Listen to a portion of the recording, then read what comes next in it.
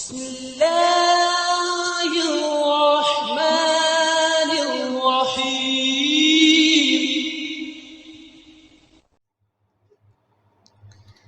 کیا تمام فرقوں کے پیچھے نماز پڑھی جا سکتی ہے؟ قرآن و حدیث اس کے متعلق ہماری کیا رہنمائی کرتے ہیں؟ کچھ مسائل وہ ہوتے ہیں جو قرآن و حدیث کا براہ راست موضوع نہیں ہوتے،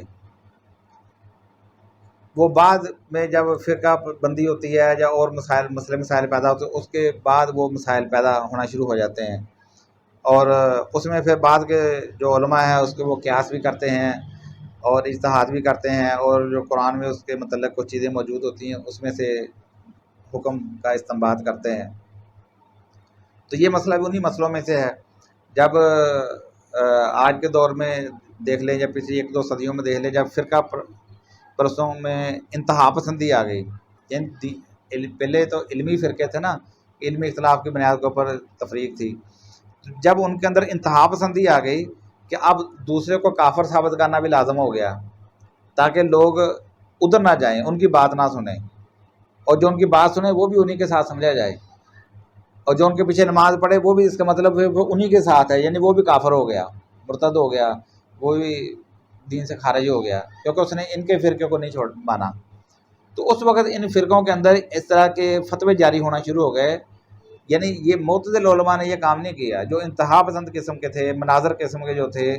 یہ کام انہوں نے کیا کہ انہوں نے یہ فتوے دینا شروع کر دیے کہ چونکہ ہم ہی اصلی اہل سنت والجماعت ہیں، ہم ہی اصلی عاشق رسول ہیں، ہم ہی اصلی اہل بیت کو ماننے والے ہیں، تو ہر ایک نے اپنے آپ کو اصلی الجماعت قرار دینے کے لیے، اصلی مسلمان ثابت کرنے کے لیے دوسروں کو کافر قرار دیا، اور اس کا کوئی نہ کوئی پوائنٹ پکڑ لیا اور اس کو پورا زور صرف کیا تاکہ ثابت کریں کہ یہ اسلام سے کھا رہے ہیں، یہ کافر ہیں، یہ گستاخ ہیں، یہ فلاں ہیں، لہذا اب ان کے پیچھے نماز بھی نہیں ہوتی۔ یہ مسئلہ اس دور میں یہ سامنے آیا۔ اگر آپ دیکھیں کہ صحابہ کرام کے ابتدائی دور، تابعین، تبع تابعین، محدثین تک کا دور ہے، ہر ایک اس دور کے اندر فرقے بھی بن چکے تھے، خارج، معتزلہ، شیعہ، مرجیہ، قدریہ، بے شمار قسم کے جو فرقے وجود میں آ چکے تھے، لیکن یہ مسئلہ تھا ہی نہیں کہ اس کے پیچھے نماز ہوتی کہ نہیں ہوتی۔ مسجدیں جو تھیں وہ ساری کی ساری جو تھی گورنمنٹ کے انڈر ہوتی تھیں، خلیفہ وقت کے انڈر ہوتی تھیں، جتنی بھی کوئی پرائیویٹ مسجد نہیں ہوتی تھی، سرکاری مسجد ہوتی تھی، سرکاری جو خطیب جو تھا وہی خطبہ دیتا تھا، کوئی پرائیویٹ خطیب نہیں ہوتا تھا۔ تو وہ سارے فرقے اپنے علمی اختلافات کے باوجود، ایک دوسرے کو گمراہی کے فتوے لگانے کے باوجود نماز اسی امام کے پیچھے پڑھتے تھے، جمعہ اسی کے پیچھے پڑھتے تھے، خطبہ اسی کا ہی وہ سنتے تھے، یعنی تصور ہی نہیں تھا کہ ہم نے نماز بھی لگ کرنی ہے۔ اچھا، آج بھی آپ دیکھ رہے ہیں عرب ممالک کے اندر چلے جائیں، سعودیہ، بحرین، عرب امارات، دبئی، یا جتنے بھی عرب، کویت وغیرہ جہاں چلے جائیں، تو وہاں حالانکہ مختلف مسالک موجود ہیں، یعنی ہر جگہ پہ اہل حدیث ہی نہیں ہے، مختلف ہیں ممالک کے اندر۔ عمان کے اندر عبادی مسلک جو ہے یہ خارج سے الگ ہونے والا مسلک ہے، عبادی کی حکومت ہے وہاں، عبادی مسلک کی ہی مساجد ہیں ساری موسٹلی۔ تو اسی طرح سعودیہ میں زیادہ اہل حدیث ہیں اور دوسرے بھی مسلک کے لوگ بھی موجود ہیں مختلف ضلعوں کے اندر، باقی جگہوں پہ بھی، لیکن آپ دیکھیں گے کہ وہاں بھی ساری مسجدیں سرکاری ہیں، سارے خطیب بھی سرکاری ہیں، خطبہ بھی سرکاری پڑھا جاتا ہے۔ اچھا، یہ سرکاری خطبہ پڑھنا جو ہے نا، ہمارے ہاں یہ سمجھا جاتا ہے کہ شاید یہ ان کو کوئی مذہبی جبر ہے، جبر نہیں ہے۔ خلفائے راشدین کے دور میں بھی خطبہ سرکاری ہی پڑھا جاتا تھا، یعنی کچھ وہ باتیں وعظ و نصیحت کے کرتے تھے، باقی جو خطبہ یا احکامات، جمعہ کا خطبہ ہوتا بھی انہی مقاصد کے لیے کہ ساری پبلک کو جمع کیا جائے، اور وہاں پہ پھر جو وہاں کا امام جو ہے وہ خلیفۃ الوقت کے جو سرکاری ارشادات ہیں وہ ان کو سنائے۔ اس دور میں میڈیا نہیں تھا، اس دور میں یہی میڈیا تھا کہ جو سرکاری جو ڈاکیہ ہوتا تھا وہ تمام مساجد کے جو خطیب ہوتے تھے ان تک پیغام پہنچا دیتا تھا کہ خلیفہ کی طرف سے نیا آرڈر یہ آ گیا، یہ نیا قانون بن گیا ہے، یہ اصلاحات ہو چکی ہیں، تو ان کو وہ جمعے پہ سنا دیتا تھا۔ تو یہ ہمارے ہاں برِ صغیر کے اندر پرائیویٹ سسٹم، پرائیویٹ امام، پرائیویٹ مسجدیں، پرائیویٹ ہر گلی محلے میں جو وہ جامع مسجد بن گئی۔ تو آج بھی عرب کے اندر ہر مسجد جامع مسجد نہیں ہے، یہ پاکستان کے اندر یہ ہے کہ 2 صفوں کی مسجد بھی جامع مسجد ہے۔ دوسرے نمبر پہ وہاں پرائیویٹ مسجد نہیں ہے، کوئی گلی کے کوئی ایسی آبادی جہاں پہ چھوٹا سا ہے انہوں نے اپنے لیے مسلح ٹائپ بنا لیا، وہ الگ بات ہے، ورنہ مسجد وہاں رجسٹرڈ ہوتی ہے، وہاں اس کا امام جو ہوتا ہے وہ سرکاری ہوتا ہے، سرکاری خطبہ چلتا ہے۔ آج بھی وہاں پہ یہ تصور ہے ہی نہیں کہ اس کے پیچھے نماز ہوتی ہے یا اس کے پیچھے نہیں ہوتی، سارے مختلف مسالک کے لوگ ایک ہی امام کے پیچھے نماز پڑھتے ہیں۔ اور سب سے بڑی مثال دیکھیں تو حرم میں جا کے دیکھ لیں، مسجد نبوی میں دیکھ لیں، یعنی ساری دنیا کے جتنے بھی فرقے ہیں وہاں جا کے نماز پڑھتے ہیں، سوائے کچھ انتہا پسند لوگوں کے جو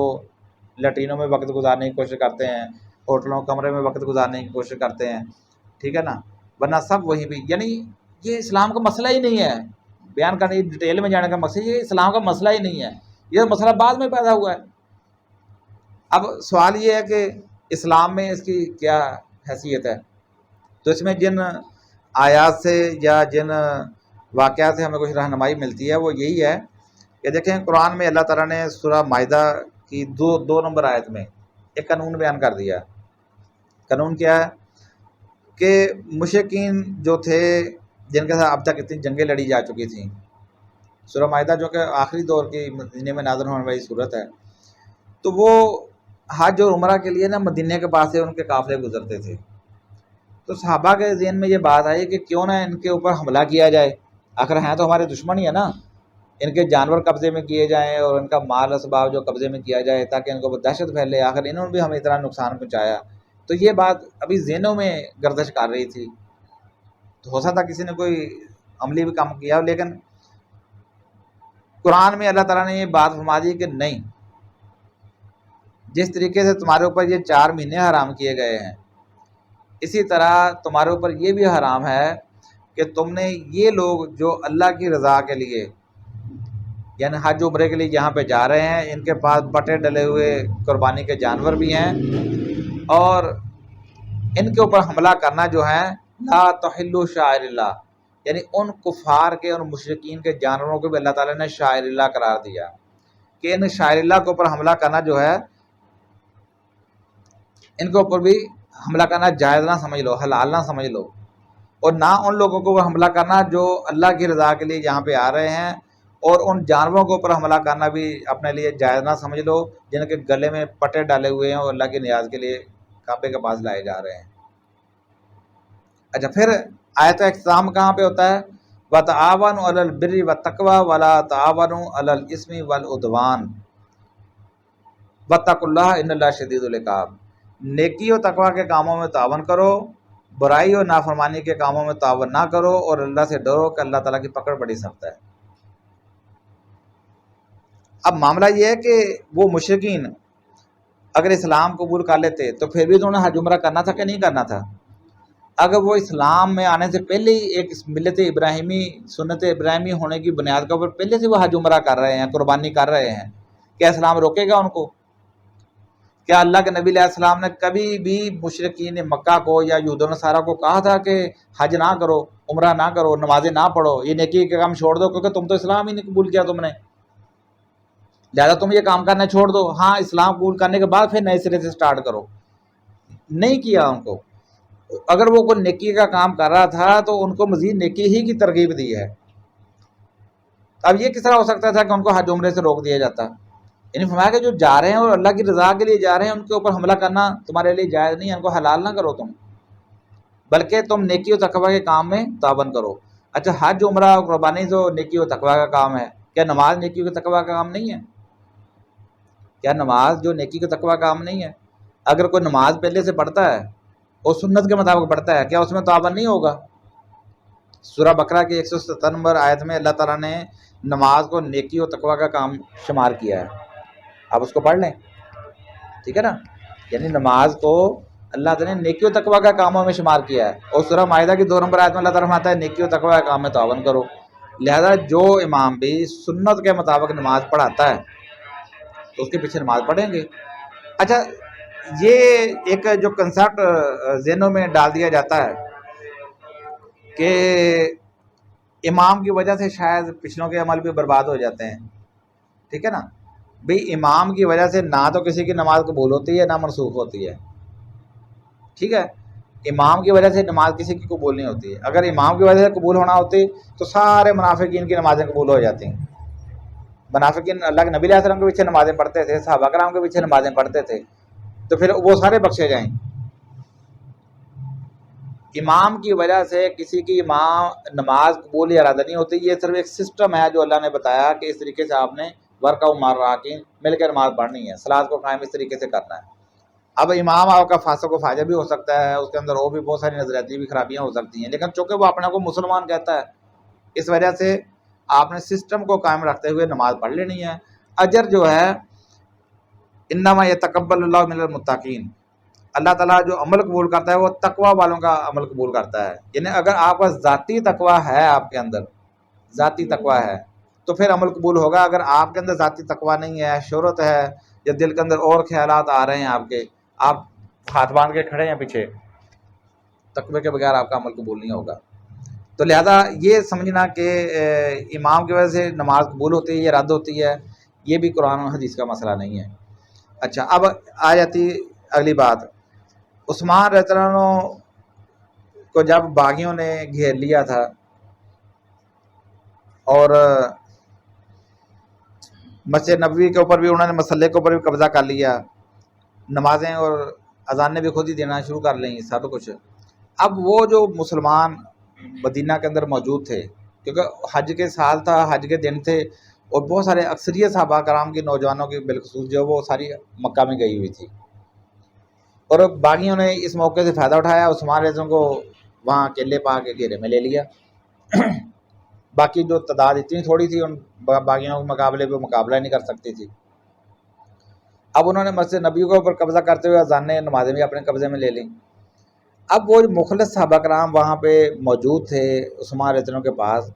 उन्होंने कहा अमीरुल मोमिनीन, ये क्या हम देख रहे हैं कि इन्होंने नमाज़ें भी खुद ही पढ़ाना शुरू कर दी हैं, मसल्ले के ऊपर कब्ज़ा कर लिया है, अब हमारे लिए क्या हुक्म है? हमें खौफ है कि इनके पीछे नमाज पढ़ के हम गुनाहगार ना हो जाएं। इसे बुखारी के अंदर ये रवायत आती है। हमें भी एक खौफ डाला गया ना कि उसके पीछे नमाज पढ़ के फलां के पीछे नमाज पढ़ के गुनाहगार ना हो जाएं, या नमाज ही ना हो सकता हो। अब वो सहाबा भी ये कहते हैं कि अमीरुल मोमिनीन, हमें खतरा है कि हम उनके पीछे नमाज पढ़ के कहीं गुनाहगार ना हो जाएं, हमें तो इस बात का खौफ है। तो उस्मान रज़ियल्लाहु फरमाते हैं कि देखो, नमाज वो काम है जो सबसे बेहतर है। ये जितने भी काम कर रहे हैं ना, सारे शर और फसाद के ऊपर मबनी है, कुरान और हदीस के खिलाफ है, बगावत है, फितना है, सब कुछ है। लेकिन इनमें से जो सबसे बेहतर काम है वो नमाज है। जब तक ये बेहतर काम करते हैं तो उनके साथ मिलके करो, और जब ये किसी बुराई के ऊपर आमादा हो जाए, बुरा काम करें, इनकी बुराई से अपने आप को अलग कर लो। अब देखें कितनी ज़बरदस्त अमीरुल मोमिनीन उस्मान रज़ियल्लाहु ने ये बात हमें बताई है कि अगर कोई बुराई करता है, यानी वही इमाम जब मिलाद की महफिल बर्पा करे, जुलूस की क़यादत कर रहा है, या सलात व सलाम पढ़ रहा है, या और शिरकिया बेइज्जतिया काम कर रहा है, हम उससे अलहदा हैं भाई। जहाँ तक नमाज या कोई भी नेक काम है, नेकी का काम है, हम उसमें शामिल हो जाएंगे, बस यही है। क्योंकि इसके साथ आपके रवाबत हैं, इसकी वजह से आप उनके साथ इस्लाह के मौके मौजूद हैं, उनके साथ तल्लुकात अच्छे हैं, तल्लुकात अच्छे की बुनियाद के ऊपर ही आपकी दावत अच्छी चलेगी। आज जब आप पहले से अलग हो गए, उस मस्जिद में जाना बंद कर दिया, लोगों से मिलना बंद कर, दावत आपने किसको देनी है? उस दिल में हसद और कुड़न रखना शुरू कर दी, हमारे रवैये भी उसी तरह के खुश्क हो जाएंगे। फिर नहीं, हम उनकी जो बुराई है, जब वो काम जिसको हम गलत समझते हैं, उससे जुदा होंगे। उस्मान रज़ियल्लाहु ने भी यही बात कही। अच्छा, इमाम बुखारी रहमतुल्लाह अलैह जब ये इस रवायत को लेके आए हैं तो उन्होंने बाब बांधा है अस्सलातु खल्फल मफ्तून वल मुब्तदे, फितना परवर और बिदअती के पीछे नमाज पढ़ने के बारे में ये बाब बांधा उन्होंने। उसके नीचे ये हदीस लेके आए हैं, और इससे पहले भी वो हसन बसरी रहमतुल्लाह अलैह जो कि ताबई थे, बहुत बड़े फ़कीह थे ये हसन बसरी रहमतुल्लाह अलैह, उनका फतवा लाए इमाम बुखारी। क्योंकि उस दौर में ये सवाल जब पैदा हुआ, देखो उसी दौर के अंदर उसका हल मौजूद हो गया, आज हम तक वो पहुंच गया उनके रिकॉर्ड के ज़रिए से। इमाम हसन बसरी कहते हैं सल्ली व अलैहि बिदअतुहु, कि भाई बिदअती के पीछे भी नमाज पढ़ लो, व अलैहि बिदअतुहु, उसकी बिदअत का वबाल उसी के ऊपर पड़ेगा। यानी ऐसा नहीं है कि गुनाहगार वो है और सज़ा आपको मिल रही है। कुरान का कानून भी यही है, वला ताज़िरु वाज़िरतुन विज़रा उख़रा, कि कोई मुतरफ़िक़ किसी बोझ उठाने वाला किसी का दूसरे का बोझ नहीं उठाएगा। यही बात है ना। عمر رضی اللہ عنہ جب زخمی ہوئے تو صہیب رومی رضی اللہ عنہ کو جب پتہ چلا نا، وہ بڑی دردمندی کے ساتھ آئے، ان کی نا چیخ نکل گئی، رونے کی آواز نکل گئی، ہائے امیر المومنین کیا ہو گیا؟ تو عمر رضی اللہ عنہ جو ہیں وہ کہتے ہیں کہ چپ ہو جاؤ، کیا تم چاہتے ہیں کہ تمہارے رونے کی وجہ سے مجھے عذاب ہو؟ میں تو رسول اللہ صلی اللہ علیہ وسلم سے سنا کہ زندے کے رونے سے مرنے والے کو عذاب ہوتا ہے، خاموش ہو جاؤ۔ اچھا، بیچارے خاموش ہو گئے۔ یہ بات بعد میں جب عائشہ رضی اللہ عنہ کو بات پہنچی ہے نا، تو امیر المومنین نے تو یہ بات کہی تھی کہ وہ کہتے ہیں میں نے خود رسول اللہ صلی اللہ علیہ وسلم سے سنا ہے، تو عائشہ رضی اللہ عنہ فرماتی ہیں کہ یہ کس طرح ہو سکتا ہے کہ عمل وہ کرے اور سزا اس کو ہو؟ کیونکہ قرآن میں تو اللہ تعالیٰ فرماتا ہے وَلَا تَزِرُ وَازِرَةٌ وِزْرَ أُخْرَىٰ، کہ کوئی متنفس بوجھ اٹھانے والا دوسرے کا بوجھ نہیں اٹھا سکتا، جن میں رو بو رہا ہے سزا دوسرے کو مل رہی ہے، یہ کس طرح ہو سکتا ہے؟ وہ کہتی ہیں کہ یہ اللہ کے نبی علیہ السلام نے کفار کے بارے میں بات کہی تھی کہ کفار ہمیشہ وصیت کر کے جاتے ہیں کہ میرے مرنے تے چنگا رویو، ٹھیک ہے، یہ بات ان کے بارے میں تھی، مسلمانوں کے بارے میں یہ بات کس طرح ہو گئی؟ اب دیکھیں وہ بھی اسی سے دلیل ہے کہ کوئی کسی کا بوجھ نہیں اٹھا سکتا۔ قانون کیا ہے کہ اجر جو ملتا ہے وہ تقویٰ کی بنیاد پہ ملتا ہے، انما یتقبل اللہ من المتقین، اللہ متقین کے عمل کو قبول کرتا ہے، لہذا اگر آپ کا یا ہمارا اپنا تقویٰ ہوگا تو نماز قبول ہوگی، اگر نہیں ہے تو آپ کسی کے پیچھے بھی نماز پڑھنے قبول نہیں ہوگی۔ یعنی کسی امام کے، اچھا یہ پھر یہ نہیں ہے، 1400 سال سے جتنے بھی فقہا ہیں وہ سارے کے سارے اسی ایک روایت کے اوپر فتویٰ دیتے آ رہے ہیں کہ حالانکہ وہ روایت سند کے اعتبار سے کمزور ہے، لیکن سب علماء نے چاہے کسی بھی مسلک کا ہے سب نے اس کو بنیاد بنایا ہے کہ صلو خلف کل امام ان کانا فاسقن ان کانا برن او فاسقہ، کہ ہر امام کے پیچھے نماز پڑھو چاہے وہ فاسق ہے چاہے وہ نیک ہے، ٹھیک ہے نا؟ یعنی آپ کا آئیڈیل تو یہ کہ آپ کا امام اچھے سے اچھا ہو، عقیدہ تن بھی ٹھیک ہو، عمل کے اعتبار سے بھی وہ آئیڈیل ہو، قرآن زیادہ یاد ہو، وہ بزرگی بھی اس کی آپ سے زیادہ ہو، سارا کچھ ہو، ٹھیک ہے نا؟ وہ آئیڈیل ہے، لیکن ہر جگہ پہ آپ کو آئیڈیل نہیں ملتا۔ جب آئیڈیل نہیں ملتا تو پھر کیا ہے، گزارا الاؤنس کیا ہے کہ آپ ہر ایک کے پیچھے پڑھ سکتے ہیں تاکہ سسٹم قائم رہے، تاکہ تفرقہ نہ پیدا ہو، ہر بندہ اپنی اپنی الگ مسجد بنانے کی کوشش نہ کرے، امت کا حصہ بن کے رہنے کی کوشش کرے ہر بندہ، یہ ایک پورا سسٹم ہے۔ لیکن تفرقہ بازی جب آسان ہو گئی، ہر بندے نے، آپ دیکھیں گے سابقہ ابھی جس تنظیم سے ہمارا تعلق رہا ہے، 8 سے 10 گروپ اسی کے ہیں، جو 8 10 جو ہیں وہ ایک ہی ڈاکٹر عثمانی صاحب کا نام لیتے ہیں اور کوئی ایک دوسرے کے پیچھے نماز پڑھنے کے لیے تیار نہیں، سلام کا جواب دینے کے لیے تیار نہیں، کوئی کسی کے نزدیک کافر ہے، کوئی کسی کے نزدیک مشرک ہے، کوئی کسی کے نزدیک طاغوت ہے، یعنی کسی نہ کسی ان کو جرم کا مجرم بنایا ہوا ہے اور ایک دوسرے سے الگ ہے۔ یعنی کتنا آسان ہو گیا یہ کام ان کے لیے۔